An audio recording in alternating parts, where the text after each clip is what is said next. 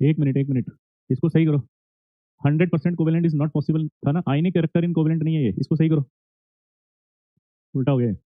Experimentally 100% ionic bond is not possible. Ionic bond is not possible. Covalent character निकाल रहे हैं उसमें, covalent character in ionic compound. सही करना है इसको। एक्चुअली मैं पहले वो लिख रहा था और मैंने इसके बीच में ये लिख दिया। उसमें उल्टा होता है कि कोवेलेंट मॉलिक्यूल अगर है और उसमें आयनिक आता है तो उसको डाइपोल मूवमेंट से बताया जाता है। याद है अपने पढ़ा था डाइपोल मूवमेंट, पोलैरिटी आ जाती है तो क्या होता है, पोलैरिटी आती है याद करो, तो उससे कोवेलेंट कैरेक्टर से आयनिक बनने लगता है वो। और दूसरा एक होता है इंस्टेंटेनियस इंड्यूस्ड डाइपोल। तो दोबारा से आपको समझा देता हूँ, दोबारा सुनो। एक्सपेरिमेंटली कोई भी बॉन्ड 100% नहीं हो सकता, चाहे तो 100% आयनिक नहीं होगा, चाहो तो 100% आयनिक कोवेलेंट नहीं होगा। यहाँ तक समझ में आया सबको। अब सवाल उठता है कि अगर आयनिक नहीं है तो उसमें कुछ ना कुछ कोवेलेंट आएगा, वो कोवेलेंट कहाँ से आएगा। आयनिक में जो कोवेलेंट आता है उसका रीजन है फजांस रूल। तो किसी भी आयनिक के अंदर जो फजांस रूल है उससे आता ही है। क्या बोला जल्दी बताओ। आयनिक जो है उसमें कोवेलेंट कैरेक्टर किसकी वजह से आएगा, फजांस रूल की वजह से। इसी तरह से कोवेलेंट मॉलिक्यूल में आयनिक कैरेक्टर कहाँ से आएगा, डाइपोल मोमेंट और एलडीएफ, लंदन डिस्पर्सन फोर्स से। क्लियर। अब आपने नोट कर लिया होगा, अब इसको समझेंगे कि हुआ क्या है और यहाँ तक कैसे पहुंचे अपन। ठीक है, 2 मिनट का साइलेंस चाहिए आपसे। ठीक, मैं आपको समझाता हूँ क्या हुआ। ये आपका फजांस रूल है ना। Experimentally 100% ionic bond is not possible है। Covalent character ionic compound is explained by Fajans rule. Fajans rule क्या कहता है सुनना। वो ये कहता है कि भाई ये केटायन है, ये एनायन है। जब एक केटायन और एनायन एक दूसरे के पास आते हैं, दोबारा बोलो, जब एक केटायन और एनायन एक दूसरे के पास आते हैं तो केटायन पर जो चार्ज है वो एनायन के इलेक्ट्रॉन को खींचना शुरू कर देता है, और जो एनायन का न्यूक्लियस है वो केटायन के इलेक्ट्रॉन को खींचेगा। As the result of this distortion create हो जाएगा। हाँ है ना। As the result of this distortion create in both ions, दोनों में डिस्टॉर्शन हो गया। लेकिन केटायन का साइज छोटा होने की वजह से जो ये न्यूक्लियस खींच रहा था इसको अपनी, और वो कम खींच पाएगा, वो कम खींच पाएगा। और अगर वो कम खींच पाएगा तो उस कंडीशन में क्या होगा, इसका शेप नहीं बिगड़ेगा, इसका डिस्टॉर्शन नेग्लेजिबल होगा, कंसिडरेबल नहीं होगा। ठीक है, इसके इसके जो डिस्टॉर्शन है उसको कंसिडर नहीं किया जाता है। दोबारा से बोलो, इसका जो डिस्टॉर्शन है वो कंसिडर नहीं किया जाता कभी भी। क्लियर, इधर आओ। अब जब यहाँ देख रहे हैं अपन तो यहाँ क्या दिख रहा है, एनायन। अब ये न्यूक्लियस है, ये इसके इलेक्ट्रॉन को अपनी ओर खींचेगा।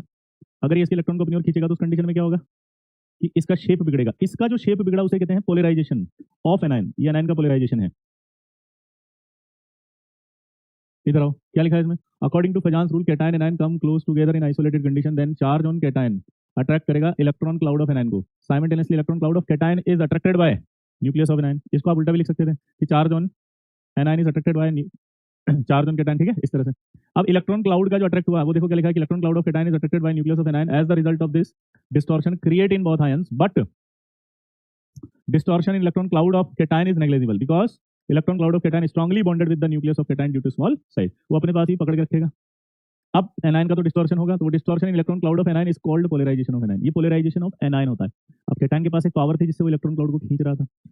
केटायन के पास जो पावर थी उसको हम लिख रहे हैं कि the tendency of cation to distort electron cloud of anion is called polarizing power of anion. सही बात, पोलराइजिंग पावर ऑफ केटायन। उसके भी कुछ नाम है, चार्ज डेंसिटी, आयनिक पोटेंशियल या डिग्री ऑफ कोवेलेंसी। इसको लिखते हैं फाई, मतलब चार्ज अपॉन साइज। अब देखो फाई मतलब था पोलराइजेशन बढ़ाना, यानी इलेक्ट्रॉन क्लाउड ऑफ एनायन को बढ़ाना, खींचना। तो अगर पोलराइजेशन बढ़ेगा तो कोवेलेंट कैरेक्टर क्या होंगे, बढ़ेंगे। कोवेलेंट कैरेक्टर अगर बढ़ेंगे तो क्या होगा, आयनिक कैरेक्टर घटेंगे। सिंपल फंडा हो गया। Clear boss. अब समझ में आएगी कैसे आपका जो है वो पोलराइजेशन होता है और कैसे आपका कोवेलेंट कैरेक्टर बढ़ता है। क्लियर हुआ कि नहीं, अल्लाह मचा दे हल्ला गली मोहल्ला। क्लियर। लेकिन अब मुझे एक चीज समझ में नहीं, यहाँ तक आपको समझ में आ गया हो तो बोलो। यहाँ तक कोई डाउट, वापस से स्लाइड में कोई डाउट बेटा, एक बार इस वाली स्लाइड में कुछ समझ में नहीं आया तो बताओ। But sir cation and anion एक दूसरे को रिपल, अरे भाई केटायन एनायन रिपल थोड़ी करते हैं उत्तम, तुमने तो पता है क्या कर दिया, मतलब सब कुछ रायता लिया अच्छे से मैंने और तुमने पूरा फैला दिया। अरे बावड़े, मैं कर लूंगा बात। कभी भी अपोजिट चार्ज रिपल करेंगे, केटायन और एनायन अट्रैक्ट करते हैं, इसीलिए तो पास आ रहे हैं वो। कोई भी डाउट नहीं है ना बेटा।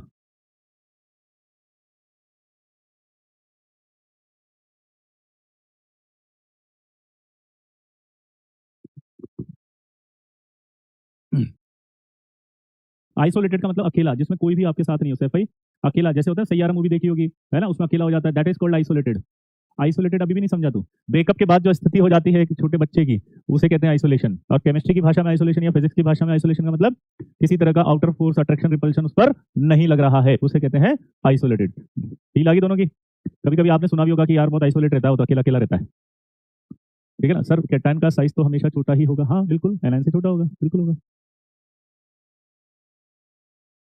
दोनों के न्यूक्लियस रिपल नहीं करेंगे, वो बहुत दूर दूर है। चलिए आगे बढ़े।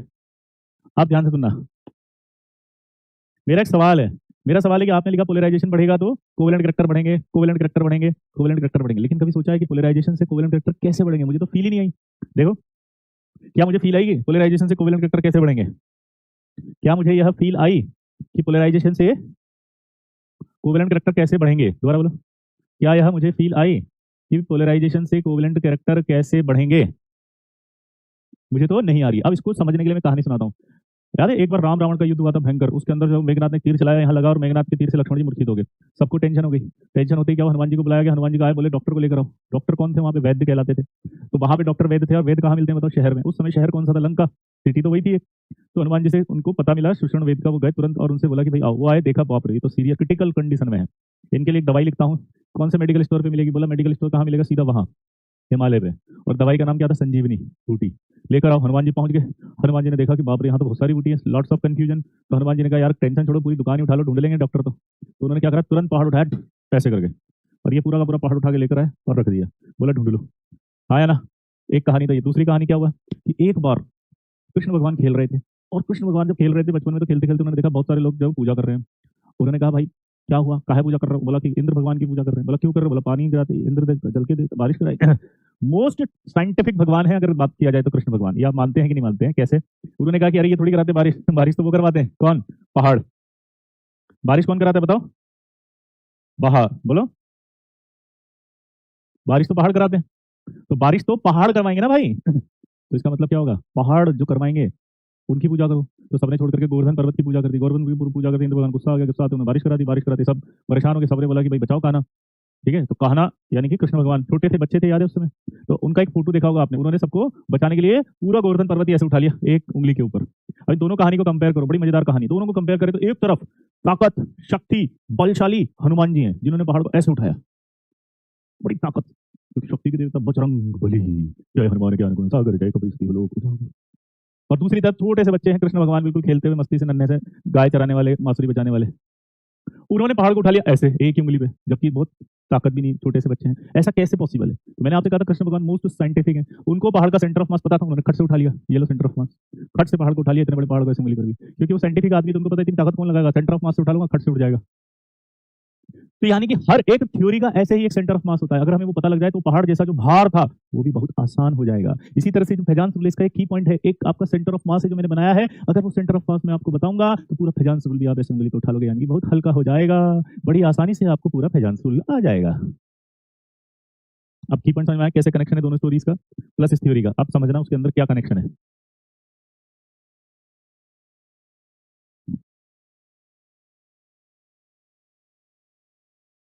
समझाऊं? देखो यार, मुझे ये नहीं समझ में आ रहा है कि ये जब इसके पास आ रहा है तो क्या कर रहा है? इसके इलेक्ट्रॉन को खींच रहा है, ये इलेक्ट्रॉन को खींच रहा है, जिससे पोलराइजेशन हो रहा है। पोलराइजेशन में जो इलेक्ट्रॉन क्लाउड है वो यहाँ आ रहे हैं, उस पर इस न्यूक्लियस का भी अट्रैक्शन लग रहा है, और ये जो न्यूक्लियस था इसका भी अट्रैक्शन लग रहा है।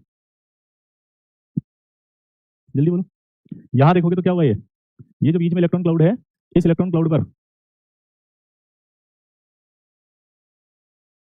इसका भी अट्रैक्शन लग रहा है, और ये न्यूक्लियस इसका भी अट्रैक्शन लग रहा है। ये है, इस पर इसका भी लग रहा है, और ये न्यूक्लियस इस पर भी लग रहा है। हाँ है ना? फील आई कि नहीं आई? अब दिमाग लगाओ, कोवेलेंट बॉन्ड क्या होता है? ये कोवेलेंट बॉन्ड ये होता है। इसमें क्या होता है कि ये जो इलेक्ट्रॉन क्लाउड है, इन दोनों इलेक्ट्रॉन पर इसका भी अट्रैक्शन है, और इन दोनों इलेक्ट्रॉन पर इसका भी अट्रैक्शन है। यही तो कोवेलेंट बॉन्ड होता है, शेयरिंग ऑफ इलेक्ट्रॉन्स। इन दोनों इलेक्ट्रॉन पर इसका भी अट्रैक्शन है, इन दोनों इलेक्ट्रॉन पर इसका भी अट्रैक्शन है, तो शेयरिंग ऑफ इलेक्ट्रॉन हो गया। ये जो दो इलेक्ट्रॉन है, इस पे इसका भी अट्रैक्शन है, ये दो इलेक्ट्रॉन इस पे इसका भी अट्रैक्शन है, ये दो इलेक्ट्रॉन पे इसका भी अट्रैक्शन है, ये दो पे इसका भी अट्रैक्शन है। This is called sharing of electron. यहाँ पर भी तो वही हुआ कि इस इलेक्ट्रॉन पर इसका भी अट्रैक्शन है, इस इलेक्ट्रॉन पर इसका भी अट्रैक्शन है, तो ये क्या हुआ? Sharing of electron. तो कोवेलेंट कैरेक्टर आ गया ना।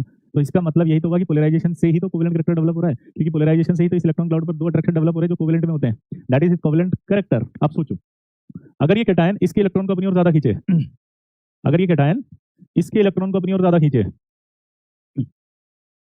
अगर ये जो कैटायन दिख रहा है ये इसके इलेक्ट्रॉन को अपनी ओर ज्यादा खींचे, तो यहाँ ज्यादा इलेक्ट्रॉन क्लाउड आएगा, ज्यादा पोलराइजेशन होगा, और अगर ज्यादा पोलराइजेशन होगा तो कोवेलेंट कैरेक्टर बढ़ेगा। क्लियर फंडा है कि नहीं है? क्लियर फंडा है कि नहीं? अच्छा, अगर इसका साइज छोटा कर दूं, दिमाग लगाओ, इसका साइज अगर छोटा हो गया तो जो चार्ज यहाँ पर दिख रहा है उसकी डेंसिटी बढ़ेगी नहीं बढ़ेगी? अगर उसकी डेंसिटी बढ़ेगी तो दिमाग लगाओ चार्ज ज्यादा खींचेगा नहीं खींचेगा अपनी ओर? ज्यादा खींचेगा तो यहाँ पोलराइज, यहाँ ज्यादा आएगा नहीं जाएगा electron cloud.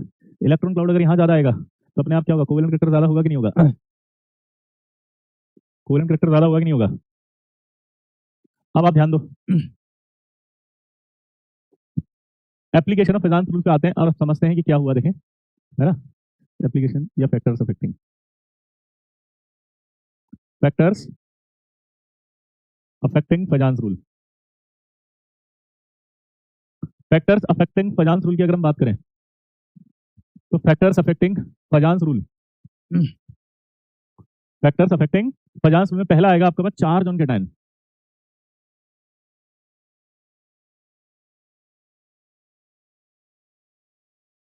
Charge on cation की अगर हम बात करें, ठीक है, तो देखो अगर चार्ज ऑन कैटायन बढ़ता है, तो चार्ज ऑन कैटायन अगर बढ़ेगा तो नो डाउट पाई बढ़ेगा, पाई बढ़ेगा तो पोलराइजेशन बढ़ेगा, पोलराइजेशन बढ़ेगा तो कोवेलेंट कैरेक्टर बढ़ेंगे,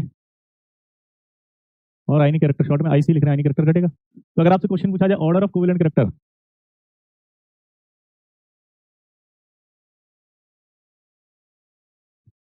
ऑर्डर ऑफ कोवेलेंट कैरेक्टर, तो दिमाग लगाओ क्या होगा। अगर मैं आपसे पूछूं चार्ज ऑन कैटायन में सबसे पहले ऑर्डर दिया मैंने आपसे NaCl दिया, फिर MgCl2, फिर AlCl3, फिर SiCl4। Clear? NaCl, MgCl2, AlCl3 और SiCl4। अगर हम यहाँ बात करें तो यहाँ आपका +1, +2, +3 और +4 आएगा। अगर हम इन चारों की बात करें तो चार यहाँ पर सबसे ज्यादा है, हाँ या ना? यहाँ पर चार्ज अगर सबसे ज्यादा है तो मुझे बताओ कोवेलेंट कैरेक्टर किसका जाएगा? मेरे हिसाब से तो सबसे ज्यादा कोवेलेंट कैरेक्टर किसका आएगा? इसी का आएगा। क्लियर सबको? देखो अपने आप समझ में आ रहा है ना कि कोवेलेंट कैसे चेक किया जा रहा है आयनिक में, ठीक। दूसरा, चार्ज के बाद मैं कहता हूँ साइज ऑफ कैटायन। अब देखना, अगर साइज ऑफ कैटायन कम है तो फाई ज्यादा होगा, फाई ज्यादा होगा तो पोलराइजेशन ज्यादा होगा, पोलराइजेशन ज्यादा होगा तो कोवेलेंट कैरेक्टर ज्यादा बढ़ेगा।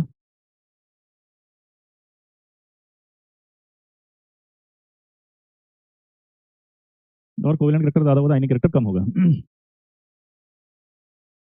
तो अगर यहाँ पर सवाल पूछ ले ऐसे कि LiCl, NaCl, KCl, RbCl, CaCl, दिमाग की बत्ती जलाएं अगर मन,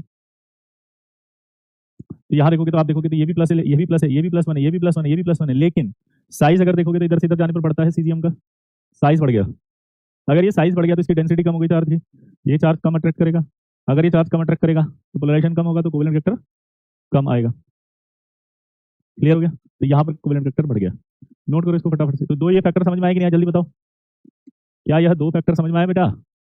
अच्छा उल्टा पूछ लेता तो आयनिक ऑर्डर बताओ।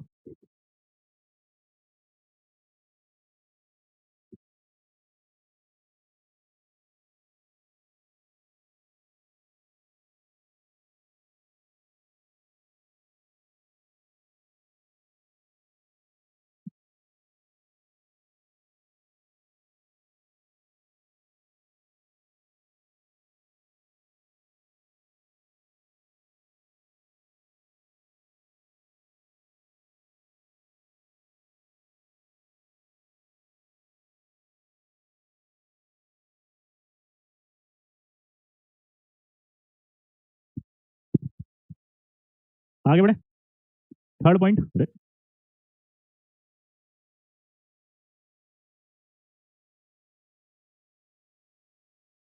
थर्ड पॉइंट होता है चार्ज ऑन एनायन। देखो अगर चार्ज ऑफ एनायन ज्यादा होगा, पक्का नेगेटिव ज्यादा है तो पोलराइजेशन ज्यादा होगा क्योंकि कैटायन ज्यादा खींचेगा, कोवेलेंट कैरेक्टर ज्यादा होंगे, आयनिक कैरेक्टर कम हो जाएंगे। चार्ज ऑन एनायन अगर ज्यादा होगा तो पोलराइजेशन ज्यादा होगा, कोवेलेंट कैरेक्टर ज्यादा होगा, आयनिक कैरेक्टर कम हो जाएंगे। चार्ज, नेगेटिव चार्ज, जैसे अगर मैं बोलूं कि LiF, Li2O और Li3n, अगर आप इसकी बात करें तो यहाँ पर एक F माइनस है, यहाँ 2 माइनस है, यहाँ 3 माइनस है। यहाँ देखो -1, ये -2, ये -3। दिमाग लगाओ, किस पर नेगेटिव चार्ज ज्यादा है? इस पर। इस पर ज्यादा चार्ज होगा नेगेटिव, तो ये कैटायन ज्यादा खींचेगा नहीं खींचेगा इसको? यहाँ नेगेटिव ज्यादा है तो इसको ज्यादा खींचेगा नहीं खींचेगा? यहाँ नेगेटिव बहुत सारा है तो ज्यादा इलेक्ट्रॉन मिल रहे तो ज्यादा खींचेगा, तो पोलराइजेशन ज्यादा होगा नहीं होगा? तो कोवेलेंट कैरेक्टर बढ़ेंगे नहीं बढ़ेंगे? तो कोवेलेंट कैरेक्टर ज्यादा हो जाएगा, हाँ या ना? चौथा पॉइंट वो कह रहा है, चौथा पॉइंट में कह रहा है साइज ऑफ एनायन। तो देखो साइज ऑफ एनायन भी बढ़ेगा तो पोलराइजेशन बढ़ेगा, पोलराइजेशन बढ़ेगा तो कोवेलेंट कैरेक्टर बढ़ेंगे, कोवेलेंट कैरेक्टर बढ़ेंगे तो आयनिक कैरेक्टर घटेंगे। साइज ऑफ एनायन बढ़ेगा, पोलराइजेशन बढ़ेगा, पोलराइजेशन बढ़ेगा तो कोवेलेंट कैरेक्टर बढ़ेंगे, आयनिक कैरेक्टर घटेंगे।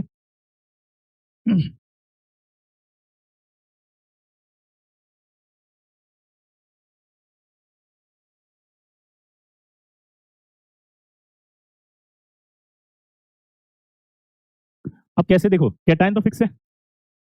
अब मान लो एनायन इतने साइज का था, कैटायन तो फिक्स कर दिया, लेकिन अब एनायन का साइज बढ़ा दिया। दिमाग लगाओ, अब कौन से इलेक्ट्रॉन को आसानी से खींच पाएगा, तुम खुद ही सोच लो। साइज ऑफ एनायन जो है उसका मतलब समझ लो, ये देखो आप, यहाँ से अभी ये एनायन का न्यूक्लियस इस इलेक्ट्रॉन को खींच रहा है, और यहाँ इलेक्ट्रॉन एनायन का न्यूक्लियस इस इलेक्ट्रॉन को खींच रहा है। तो यहाँ साइज बढ़ने पर ये न्यूक्लियस अपने इलेक्ट्रॉन को कम खींच पा रहा है, इसलिए जो कैटायन होगा वो आसानी से खींच लेगा इसको अपनी ओर। जैसे ही खींचेगा पोलराइजेशन ज्यादा होगा, कोवेलेंट कैरेक्टर ज्यादा होंगे, कोवेलेंट कैरेक्टर ज्यादा होंगे, तो अपने आप ही क्या होगा, देखो ना, इलेक्ट्रॉन खींच रहा है आसानी से, यहाँ इसका चार्ज इस पर कम लगेगा, साइज बढ़। तो कॉमन सेंस से मैथ पढ़ा रहा हूँ, कुछ तो ऐसे नमूने बैठ जाते हैं ना बिल्कुल ही, कि मेरे को तो रायता भी सो रहा हुआ है ना, हाथ से कटोरी में डाल के फिर खिलाओ। मैथ्स नहीं आ रही तुम्हें यहाँ से देख करके कि साइज ऑफ एनायन जब बढ़ जाता है तो सिंपल फंडा है, अपना चार्ज होगा वो इलेक्ट्रॉन को कम खींच रहा होगा, इसलिए इसकी पावर बढ़ जाएगी, खींच लेगा वो ज्यादा। ज्यादा खींचते ही क्या होगा, कोवेलेंट कैरेक्टर। यही तो समझा रही, गुलाब जामुन बनाए थे तुम्हारी शादियों के, हैं? ये क्या बताया था फिर, हनुमान जी की कहानी की, यहाँ जितने इलेक्ट्रॉन ज्यादा आना शुरू होंगे पोलराइजेशन बढ़ना शुरू हो जाएगा। कर रहा हूँ ना बात, कोवेलेंट कैरेक्टर बढ़ना शुरू हो जाएगा। यहाँ इलेक्ट्रॉन ज्यादा आने का मतलब ज्यादा खींचना। यहाँ होगा क्या, अगर साइज ऑफ एनायन बढ़ गया तो यहाँ से देखो ये दूर हो गया इससे, तो ये आसानी से खींच लेगा, बस सिंपल फंडा है। यहाँ नेगेटिव चार्ज ज्यादा है तो ये ज्यादा खींचेगा तो कोवेलेंट कैरेक्टर ज्यादा आ जाएंगे।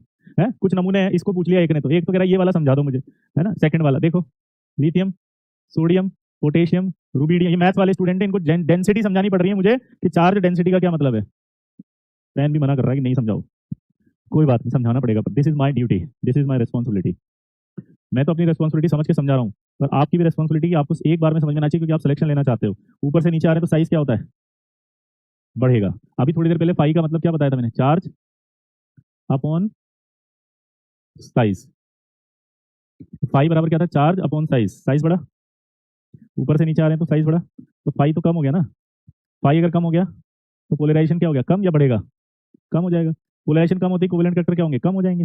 आयनिक कैरेक्टर क्या हो जाएंगे, ज्यादा। तो उल्टा हो गया ना अब, कि अगर नीचे जा रहा हूँ तो ये सब हो रहा है, ऊपर की तरफ आऊंगा तो ये सबसे ज्यादा पोलराइजिंग पावर रखेगा, क्योंकि इसमें चार्ज, पॉजिटिव चार्ज की डेंसिटी सबसे ज्यादा होगी, क्योंकि साइज सबसे छोटा है, तो ये अट्रैक्ट सबसे ज्यादा करेगा ना इसके एनायन के इलेक्ट्रॉन क्लाउड को।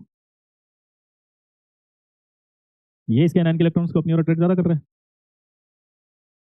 कौन है ये नमूने, बट फॉर्मूले से क्यों नहीं, हम गुलाब जामुन से कराए गए यहाँ पे, ये फॉर्मूले से ही तो किया है। तुम्हें अगर कॉन्सेप्ट ही नहीं समझ में आ रहा तो कुछ नहीं हो सकता फिर जीवन में हमारा। कौन है ये, इसका नाम क्या है देखो, जो भी है छोड़ो, नहीं दिख रहा मुझे। अरे क्लियरिटी से चारों समझ में आए कि नहीं आए। एक बार हमने कैटायन के लिए लिखा है कि कैटायन खींच रहा है, और एक दो प्रॉपर्टी एनायन की लिखी है कि एनायन का साइज अगर बढ़ने लग जाए तब भी वही होगा, जो पोलराइजेशन ज्यादा होने लगेगा, और एनायन का चार्ज बढ़ जाए तब भी पोलराइजेशन ज्यादा होने लगेगा। समझ में आया, कुछ कर, क्योंकि चौथा फैक्टर आप समझ नहीं रहे, चार फैक्टर हैं, दो कैटायन से एसोसिएटेड है, दो एनायन से एसोसिएटेड है। कैसे, कि अगर मान लो कैटायन कांस्टेंट कर दिया उसने, कैटायन सेम है, सोडियम सोडियम सोडियम, दोबारा देखो यहाँ पे दिख रहा है कैटायन कांस्टेंट है, तो फिर क्या होगा, ये कह रहा है, समझ नहीं रहे तुम सवाल को। तो फिर एनायन से डिसाइड होगा कि अगर एनायन ऐसा आ जाए जो ज्यादा पोलराइज होने लग जाए तो भी कोवेलेंट कैरेक्टर बढ़ेंगे। अब देखो इस चौथे पॉइंट में, जैसे अब ये एनायन, कैटायन तो कांस्टेंट कर दिया मैंने, आप नोटिस नहीं कर पा रहे हैं शायद, तब भी कोवेलेंट कैरेक्टर होगा, क्योंकि एनायन से डिसाइड होगा। अब क्या होगा, कैटायन फिक्स होगा तब भी इसका पोलराइजेशन ज्यादा होगा, क्योंकि इसका साइज बड़ा होने से ये इसको कम अट्रैक्ट कर रहा है, तो ये ज्यादा कर पाएगा ना, ये इसको अपनी ओर ज्यादा कर पाएगा।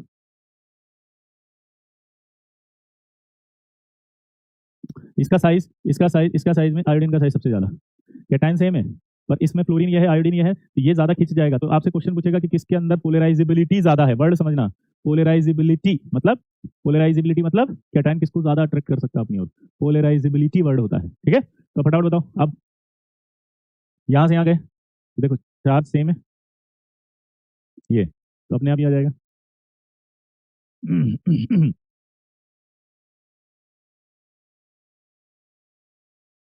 कोवेलेंट, तो चारों का कोवेलेंट कैरेक्टर समझ में आया नहीं आया, अभी भी पूछ लो, मैं बता सकता हूँ एक और बार, मेरे अंदर इतना पेशेंस है।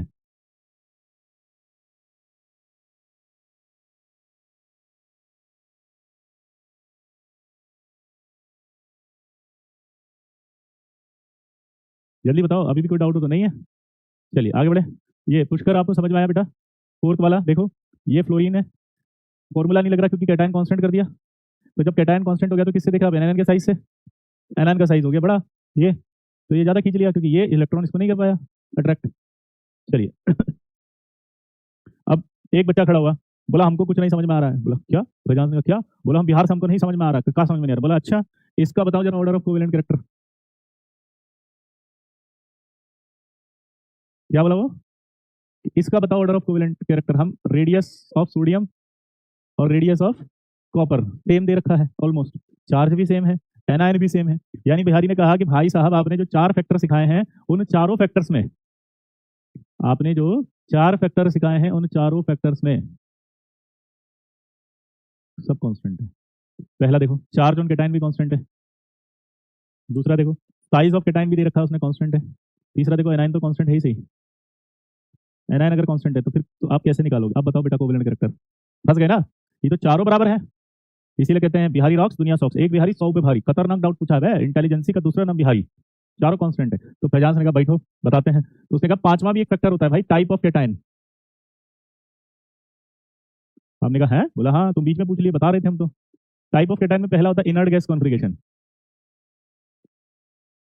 इनर्ट गैस कॉन्फ़िगरेशन जो होता है उसका फॉर्मूला होता है NH2NP6, यानी कि 8 इलेक्ट्रॉन होते हैं, जैसे sodium 1s2 2s2 2p6, 8 electron है, सिंपल है। दूसरा उसने बताया pseudo inert gas configuration.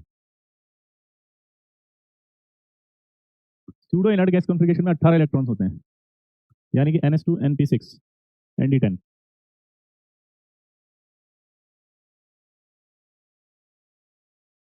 NH2NP6 ND10 18 electrons.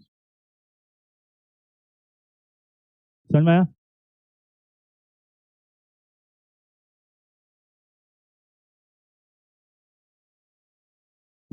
Example जैसे copper 1s2 2s2 2p6 3s2 3p6, 1s2 2s2 2p6 3s2 3p6 3d10 4s1 होता है, एक इलेक्ट्रॉन हट गया।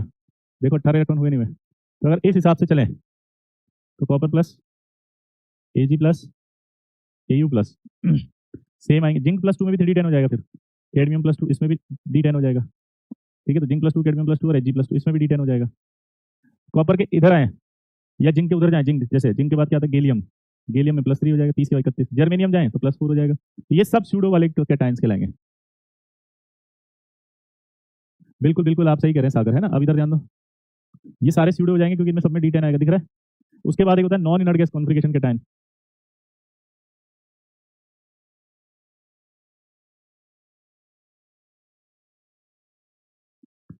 नॉन इनर्ट गैस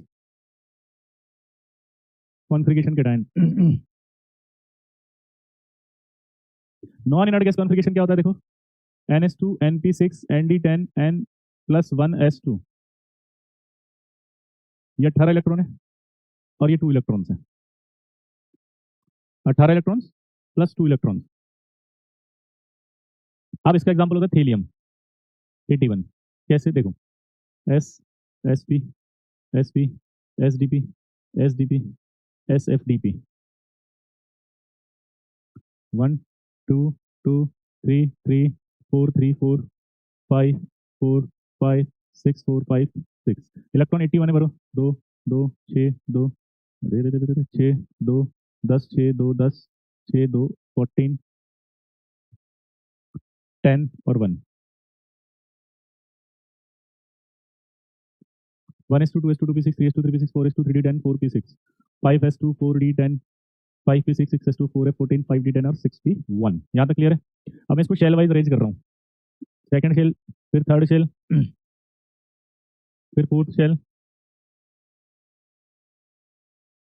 फिर फोर्थ शेल के बाद क्या आएगा? Fifth shell,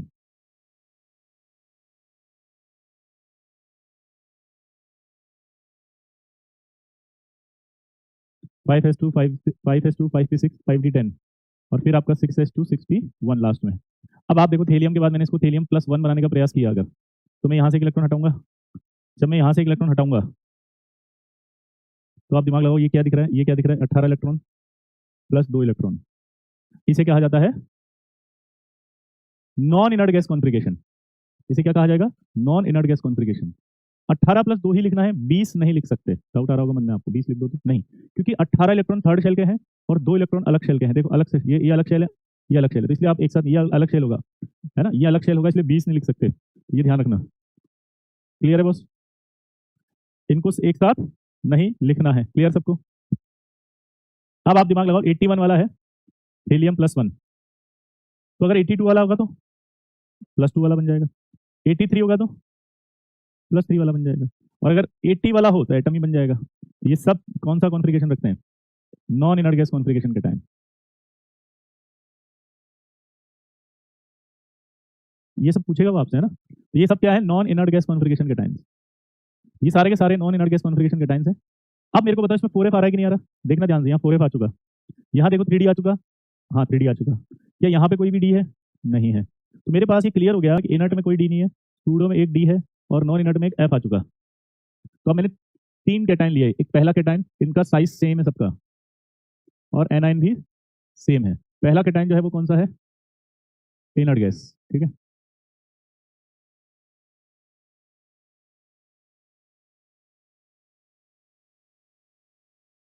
inert gas, pseudo inert gas, pseudo inert में भी सेम, मैंने क्या करा, साइज सेम है, एनाइन का भी साइज सेम है, ठीक है, और तीसरा लिया मैंने नॉन इनर्ट गैस कॉन्फ़िगरेशन, उसमें भी कैटाइन का साइज सेम है और एनाइन भी सेम है। यहाँ तक मेरे हिसाब से सबको सब समझ में आ चुका होगा। क्या किया हमने, मतलब तीनों कैटाइन का साइज सेम लिया है और एनाइन भी सेम लिया है। लेकिन जब इसकी बात करते हैं इनर्ट गैस की, तो मान लो ये न्यूक्लियस होता है, इसके बाद एस और पी ही होगा आउटर में, यहाँ ये कैटाइन था, इसके पास एस भी डी भी आ गया लेकिन आउटर शेल में, यहाँ देखेंगे तो यहाँ एफ आ चुका है 4F। अब यहाँ जब एस होगा तो 8 प्रोटोन हो गए एस और पी के मिला के, यहाँ डी में एक्स्ट्रा 10 आ गए, इसके अलावा यहाँ 14 एक्स्ट्रा आ गए। अब बताओ एस पी पर 8 प्रोटोन का अट्रैक्शन लगेगा तब जाके वो खींचेगा इसको, एस की पावर ज्यादा होती है न्यूक्लियर चार्ज को रोकने की, तो इसका जो इफेक्टिव चार्ज है वो यहाँ कम गया, डी की शील्डिंग पावर कम होती है रोकने की, तो इसकी वजह से जो 10 प्रोटोन आए उसका जो चार्ज बढ़ा वो शील्ड नहीं कर पा रहा ये डी, इसलिए वो चार्ज इसको खींचने में ज्यादा कोशिश करेगा। तो इन दोनों में कंपेयर करोगे तो ये ज्यादा खींचेगा। इधर देखो यहाँ 14 आ गया एफ, तो एफ की तो पावर और कम होती है अपने न्यूक्लियर चार्ज को रोकने की, तो ये 14 की वजह से जो अट्रैक्शन बढ़ा वो बाहर की तरफ गया इधर, तो उसको ज्यादा खींचेगा। अब अगर वो इसको ज्यादा खींचेगा तो हम क्या लिख सकते हैं, एक पॉइंट क्या लिख सकते हैं, एक पॉइंट कि पोलराइजिंग पावर ऑफ, या ऐसे लिख सकते हैं कि ऑर्डर ऑफ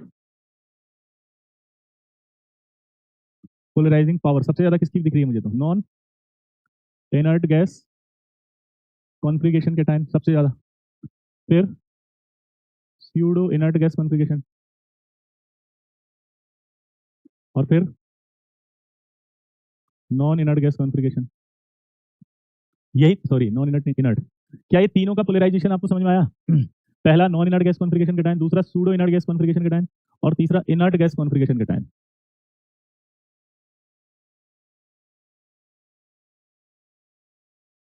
क्लियर है? तो अब सबसे ज्यादा क्यों, क्योंकि इसमें 4F है, ये कम क्योंकि इसमें D है, और उसमें सबसे कम क्योंकि एफ भी नहीं है, डी भी नहीं है। तो अगर इनको कंपेयर करूं मैं, तो मेरे हिसाब से मुझे समझ में आ गया कि यार इन तीनों में कंपैरिजन करने पर ये सबसे ज्यादा होगा अट्रैक्शन। ठीक है, अब दिमाग लगाओ, पहला सवाल जो हमें दिया गया था वो था CuCl और NaCl, order of covalent character बताओ, जल्दी बोलो, ऑर्डर ऑफ कोवेलेंट कैरेक्टर, अब बताओ क्या होगा। यार मेरे को लग गया ना ये स्यूडो है या इनर्ट, तो ये ज्यादा होगा। अगर मैं इसके नीचे AgCl करके KCl कर दूं तब, अब तो फिर यही ज्यादा होगा। अगर मैं AuCl RbCl कर दूं तब यही ज्यादा होगा।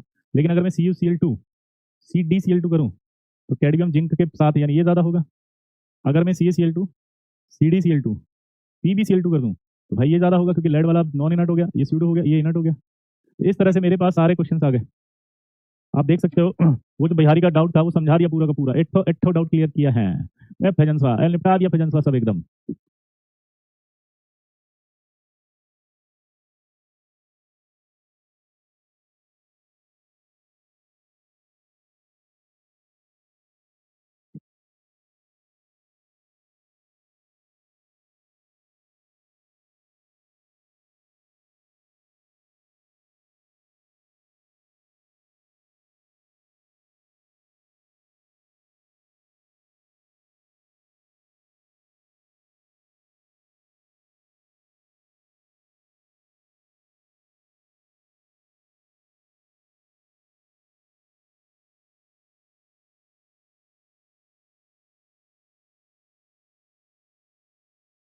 हो गया सर, इसी कॉन्फ़िगरेशन को नॉन इनर्ट क्यों बोलते हैं बेटा, कॉन्फ़िगरेशन देते समय क्लासिफिकेशन करते हैं ना, इसलिए 3 तरह का नाम दिया गया। तुम्हें ही पार्थ क्यों बोलते हैं, क्योंकि तुम्हारे पिताजी माताजी ने तुम्हारा नाम पार्थ रखा है, इसी तरह से जिस साइंटिस्ट ने ये सब खोजा उसने नाम दे दिया है ना। क्लियर हो गया भाई? ये तब यूज कर रहा है जब साइज कांस्टेंट हो, आप ये अंडरस्टूड रख रहे हैं इनके साइज ऑलमोस्ट सेम है, समझ गए। एक सवाल और, तुम मजेदार करेंगे गलत, चलो बताओ फिर, order of covalent character,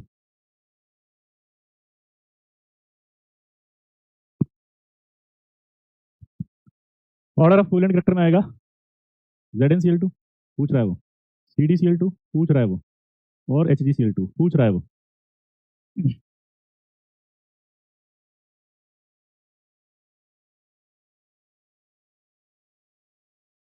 cation जब ज्यादा अट्रैक्ट करता है ना एनाइन को तो कोवेलेंट कैरेक्टर बढ़ता है। अभिनव दोबारा से पढ़ना बच्चे से जाके, है ना। सर 4F क्यों लिया है बेटा? 4F आ रहा है ना उसके कॉन्फ़िगरेशन में, इसलिए लिया था। अगर किसी का कॉन्फ़िगरेशन लिखते समय 81 जो है उसका कॉन्फ़िगरेशन लिखोगे तो उसमें 4F में तो इलेक्ट्रॉन भरा ही जाएगा ना बेटा, इसलिए 4F लिखा है। बिल्कुल आप ऐसे पूछोगे तो यार दिल टूट के चकना चूर होके मैं सैयारा मूवी का गाना गाना शुरू कर दूंगा बे। हैं ऐसे पूछोगे, दिल पूरा टूट गया बे। हम्म।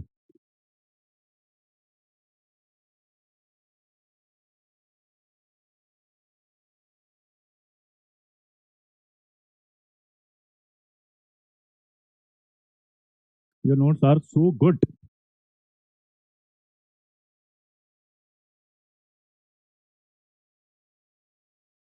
अब यहाँ आंसर है। सैयारा मूवी कैसी लगी? मैं तो देखी ही नहीं बे। हम यहाँ छत्रपति शिवाजी सिंह गर्जे समझे वो बना रहे हैं। सैयारा वाले दिल तोड़ के रोने वाले लोगों को नहीं बना रहे हैं, इसलिए वो मूवी नहीं देखी है बॉस। हमें इस देश का युवा रोने वाला नहीं, रुलाने वाला चाहिए। और सैयारा मूवी नहीं, हमें इस देश के अंदर छावा चाहिए। समझे मेरी बात? इस देश का युवा छावा जैसा होना चाहिए जो ये कह सके, हाथी घोड़े तो तलवारें, फौज तो तेरी सारी है, पर जंजीरों में जकड़ा राजा मेरा अब भी सब पे भारी है। यही वर्ड बोलना चाहिए। रोने वाला कमजोर कायर नहीं चाहिए, एक लड़की के लिए रो रहा है पागलों की तरह, हमें चाहिए छावा। तो हमारे देश का युवा को हमें छावा बनाना है बॉस। हमें ऐसे नहीं बनाना है रोने धोने वाले। हमें देश का युवा वो चाहिए जिसको देख के लोग रोएं, समझे? वो खुद रोने वाला हमें नहीं चाहिए। पक्का? मूवी देख रही है नरसिम्हा, देखो जबरदस्त छावा, समझे? इधर देखो।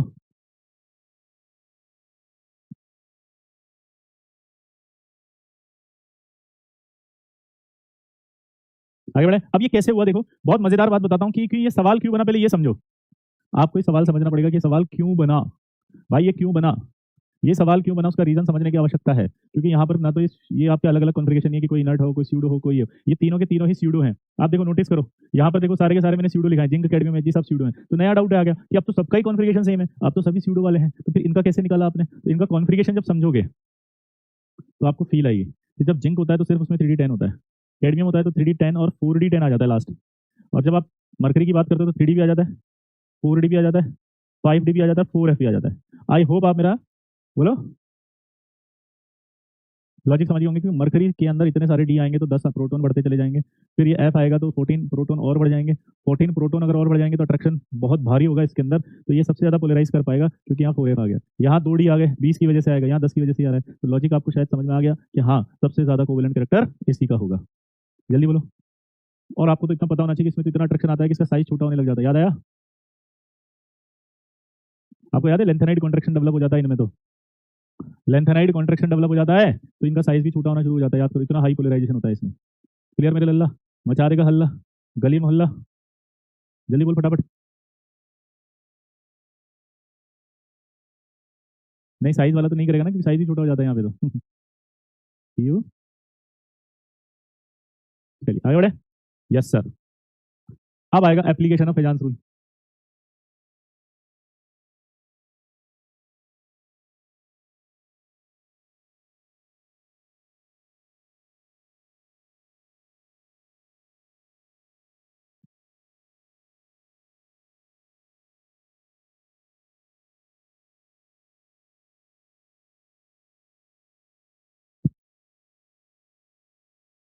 साइज चार दोनों डिफरेंट हो तो छोड़ देंगे बेटा, है ना वैभव?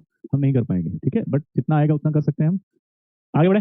पहला आएगा एप्लीकेशन, वो है थर्मल स्टेबिलिटी। थर्मल स्टेबिलिटी, अब देखो थर्मल स्टेबिलिटी दो तरह से देखेंगे। थर्मल स्टेबिलिटी को शॉर्ट में लेंगे TS। एक थर्मल स्टेबिलिटी होगी, वो होगी ionic thermal stability of ionic compound,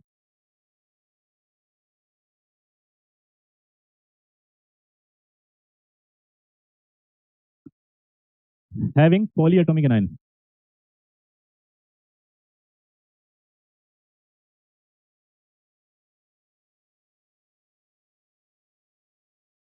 thermal stability of ionic compound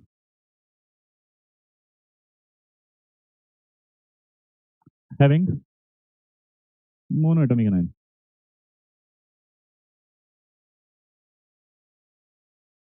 समझ रहे हो क्या बोला मैंने, बताओ। ठीक है, thermal stability of any compound having polyatomic anion और thermal stability of any compound having monoatomic anion, यानी एक एटम वाला एनायन।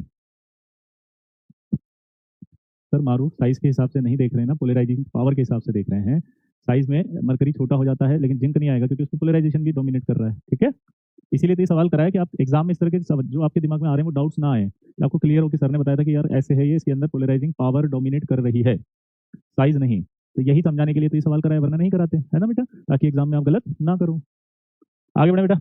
अब हम थर्मल स्टेबिलिटी दो तरह से पढ़ेंगे, एक ये और एक ये। अब हमें सबसे पहला डाउट आएगा, ये पॉली एटॉमिक क्या होता है और मोनो एटॉमिक क्या होता है। बहुत आसान है, एक एटम वाला एनायन अगर है तो उसे मोनो एटॉमिक कहेंगे। दोबारा बोलो क्या बोला मैंने, एक एटम वाला एनायन। दोबारा बोलो क्या बोला मैंने, एक एटम वाला अगर होगा तो उसे क्या कहेंगे, एनायन, मोनो एटॉमिक। और अगर एक से ज्यादा वाला होगा तो उसे क्या कहेंगे, पॉली एटॉमिक एनायन। क्या कहेंगे, पॉली एटॉमिक एनायन। यहां तक क्लियर है सबको। हम्म यार एक कनेक्टेड टॉपिक है, पूरा एक लेक्चर का टॉपिक है, मैं इसको ना अभी पढ़ाने की सोच नहीं रहा, बस इसमें छोड़ूंगा अब, क्योंकि अगर इसको यहाँ पढ़ा दिया ना तो गड़बड़ हो जाएगी, इसको अगली क्लास में फिर पढ़ाएंगे। अभी के लिए मैं बता देता हूँ, ये मोनो एटॉमिक एनायन ऐसे होते हैं, जैसे ये एक एटम है, यहाँ भी एक एटम है, ये भी एक एटम है, एक एटम वाले। पॉली एटॉमिक कैसे होते हैं, कार्बोनेट होता है, सल्फेट होता है, नाइट्रेट होता है, बाई कार्बोनेट होता है। These are the polyatomic anions. ये सब क्या है, पॉली एटॉमिक एनायन। और ये सब क्या दिख रहे हैं आपको, मोनो एटॉमिक एनायन। मारूफ मैंने आपका डाउट दिया ना बेटा, आंसर वापस से आप पेस्ट करके मत लिखो, it's get irritating, I request you all की ऐसे मत किया करो, क्योंकि क्या होता है ना, एक न्यूटन्स का लॉ है वो लग जाएगा आपके ऊपर। मारूफ आपका आंसर दिया ना बेटा, प्लीज इट इज रिक्वेस्ट। यहाँ तक क्लियर हुआ बेटा। अब क्या है ना, ये पूरा का पूरा कनेक्टेड है, ये अगला लेक्चर पूरा इसी के अंदर जाएगा। आपकी अगली क्लास में अगर मैं आधे से शुरू करूंगा तो आप कनेक्ट नहीं कर पाओगे फिर। क्लियर है, क्लियर बेटा। अब 5 मिनट में आप अपने सारे डाउट्स पूछ लो, क्योंकि इसको मैं नहीं पढ़ाऊंगा, ये अगली क्लास में ही पढ़ाएंगे, इसको मैं मिटा भी देता हूँ ताकि आपको अगली क्लास में ही क्लियर हो। ये पूरा कनेक्टेड टॉपिक है, फिर फील नहीं आएगी आपको। अभी कोई डाउट हो तो पूछो, फैजांस रूल में स्टार्टिंग से कोई भी ऐसा नहीं समझ में आया तो पूछ लो, कोई ऐसा टॉपिक या ऐसा पॉइंट जो रह गया आपको नहीं समझ में आया हो। अब बता दीजिए कि आपकी कल की क्लास ऐप पर क्यों नहीं चल रही, अभी पूछ लेते हैं, है ना बेटा। ऐसे अच्छा लगता है, मैं बता भी, मुझे भी आपकी हेल्प करना अच्छा लगता है। आकाश इधर आओ बेटा, कल की क्लास जो थी, रुको अभी, है ना, वो ऐप पर नहीं है क्या, ये पूछ रहे हैं। कल कोई क्लास हुई थी क्या, एक बच्चा लिख रहा है बार बार। सर आप इवनिंग में क्या पढ़ा रहे हैं बेटा, इवनिंग में लुईस स्ट्रक्चर कंप्लीट हो गई। सर नॉन इनर्ट वाली बता दीजिए, L2O3 कोवेलेंट है बेटा, है ना, पानी में डालेंगे तो आयनिक हो जाएगा। ये लो। सर एल्कली मेटल्स में हाईएस्ट टेस्ट 1-2 दिन पहले चीज रिवाइज कैसे करें, जो जो आपके करंट टॉपिक चल रहे हैं उनको अच्छे से देखो। हाँ उल्टा सीधा क्वेश्चन हुआ तो पोलराइजिंग पावर डोमिनेट करेगी, बिल्कुल। पोलराइजेशन से हमेशा कोवेलेंट कैरेक्टर बढ़ेगा, बिल्कुल। नॉन इनर्ट वाली एक बार दिखा दीजिए, ये लो। बुक के क्वेश्चंस कैसे सीक्वेंस में करें बेटा, बुक तो देखो, मैं ये रिक्वेस्ट करता हूँ कि पहले चैप्टर कंप्लीट हो जाए, तो उसके बाद आप बुक के सारे सवाल 20-20 सवालों को एज अ टेस्ट पेपर मान के करो, तो इससे क्या होगा, आपका रिवीजन भी होगा और आपकी प्रैक्टिस भी बढ़ती रहेगी। हाँ है ना। ऐप पर ये रहा वो बच्चा क्या कह रहा है, देखो इसके बात कर लेना भाई, कौन है ये, क्या दिक्कत आ रही है इस बच्चे को, है ना, है ना। वो कर देंगे भैया, बोल दिया है ना, भैया ने कर दिया बेटा। मोस्ट डोमिनेटिंग फैक्टर कोई नहीं है, बाकी कांस्टेंट होते हैं तो एक से निकाला जाता है। Lf3 आयनिक होता है, उसमें केटाइन का साइज F- से बड़ा है, नहीं ऐसे नहीं बोल सकते कि केटाइन का साइज एनायन से बड़ा है, ठीक है बेटा। इनऑर्गेनिक केमिस्ट्री के लिए स्ट्रेटजी यही है कि पहले केमिकल बॉन्डिंग अच्छे से करो, टाइम को यूटिलाइज करो। आपकी मेंटरशिप अभी ले सकते हैं, बिल्कुल डेफिनेटली आप ले सकते हैं, ठीक है ना, जरूर ले सकते हैं, हेल्पफुल रहेगी। डीपीपी नहीं आ रहा है ऐप पर, कैसा है क्या भाई, डीपीपी नहीं है ऐप पे। डीपीपी तो पहले से डली हुई है, इवन तो अब तो मैं सॉल्यूशन भी डालने वाला हूँ। आप पहले मुझे बताएं क्या डीपीपी नहीं है क्या, पीडीएफ सेक्शन में मिलेगी, देखो पीडब्ल्यू में, पीडीएफ सेक्शन में मिलेगी, डीपीपी पीडीएफ सेक्शन।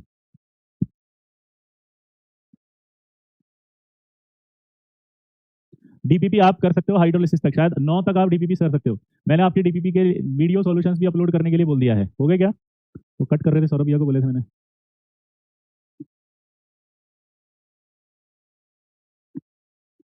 ठीक है, डीपीपी के वीडियो सॉल्यूशन जिस चीज के बनते जा रहे हैं, दे रहे ना यार रोहित, ऐसे नहीं होता है। आप हर चीज में क्या होता है ना, ऐसे मजदूर मत बनाओ कि ये भी दे दो, खुद भी तो काम करो ना कुछ।